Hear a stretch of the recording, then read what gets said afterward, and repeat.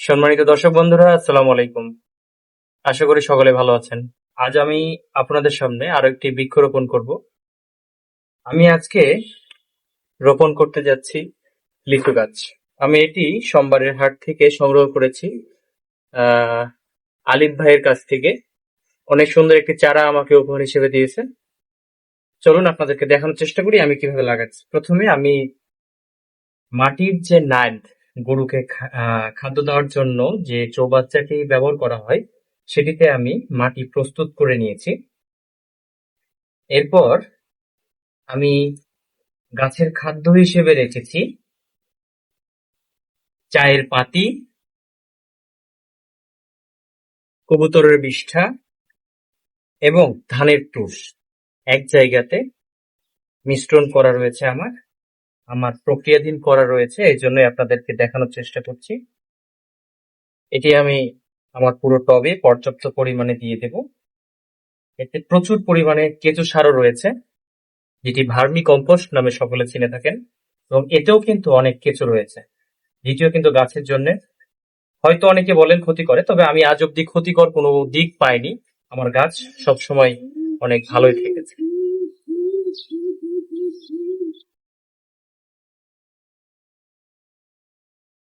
এটি ভালোভাবে মাটির সাথে মিশিয়ে নেব।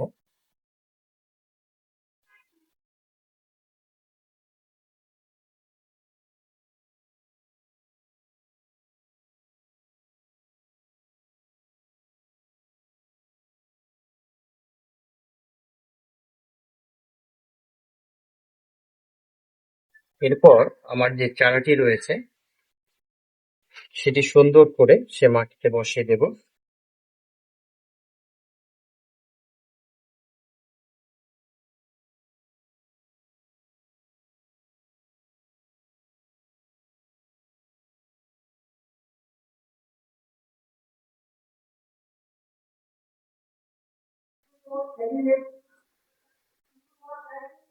বড় গাছ যখন রোপণ করবেন তখন চেষ্টা করবেন নিচের মাটিটি না ঝরিয়ে ফেলার জন্য, মাটিটি সম্পূর্ণ প্রায় রেখে দেওয়ার জন্য। তবে উপরে যদি এক্সট্রা অংশ থাকে কিন্তু সেটি ঝরিয়ে দিবেন। বাদ বাকি জড়ের যে অংশটা চেষ্টা করবেন সেটি যাতে না খসে।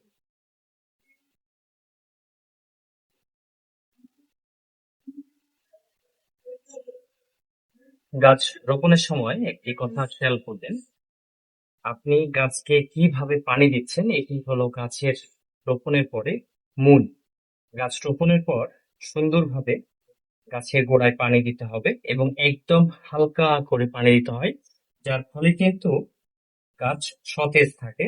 তবে গাছের আরো একটি জিনিস বলে রাখি, সর্বপ্রথম গাছ রোপণের সময় এই যে মাটিটা যেটা রাখছেন, এই মাটি যদি আপনি আপনার যে মাটিটা ছিল এর এই গাছের যে আগালটা রয়েছে এর উপরের যে অংশটা, এটা যদি উপরে থাকে তাহলে গাছটি লম্বা হবে।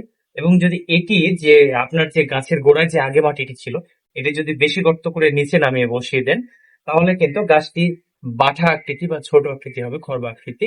এটি কিন্তু বেশি বৃদ্ধি পাবে না, এটি সাইডে বড় হবে তবে ওপরে কিন্তু লম্বা হবে না। মাটি আমি সুন্দর করে বসিয়ে দিব চারিদিকে।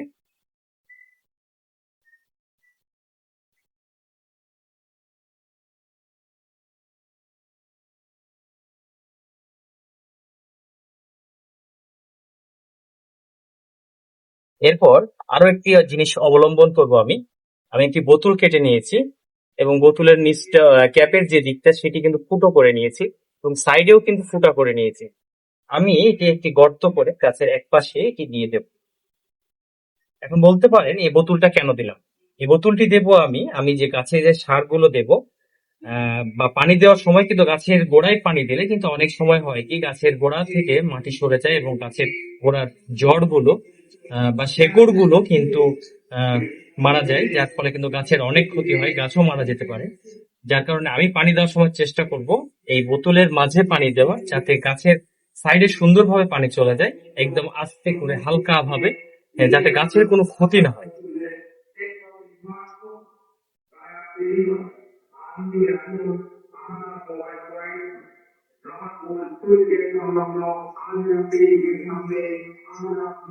বর্ষার মৌসুম, এখনই আসল সময় বৃক্ষরোপণের। যত বেশি পারেন বৃক্ষরোপণ করেন এবং নিজের চারপাশ সবুজে ভরিয়ে তোলেন।